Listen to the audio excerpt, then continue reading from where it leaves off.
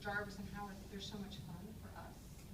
That's, I mean, I think it's sort of a give and take thing where we have so much fun writing those characters, and therefore I hope the audience is responding to it. I mean, they're just, it's like, the weird thing is Jarvis is a flip of Felicity in a weird way. He's a support character who a little comic relief. Yeah, and you know, but at the same time, Peggy or Stephen Oliver couldn't do their job without that support. Yeah.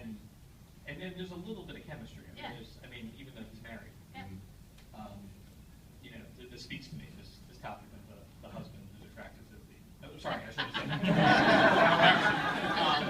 But I don't speak this.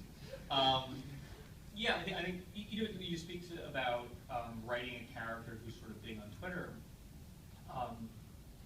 It always starts with us loving the characters first, because we're working so far in advance on Twitter, even though we're active on Twitter and we love to get that response to Twitter.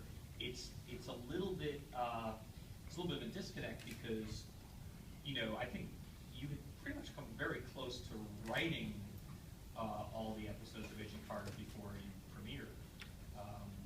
Oh yes, before we premiered, we were shooting. We had to write the finale. Yeah. So you're sort of writing these characters in a vacuum before you get to discover what the Twitterverse thinks of them. Which is not what we like. Yeah. And obviously, the final scene with Jarvis and Peggy together was very touching. So that was before you knew that would be a big thing, that these two would be really popular. We knew that their chemistry was incredible. Yeah. And so that was a really important scene. It was, I think, my writing partner, I mean, I agree with her. It was probably one of our favorite things we've ever written, because it was all about restraint.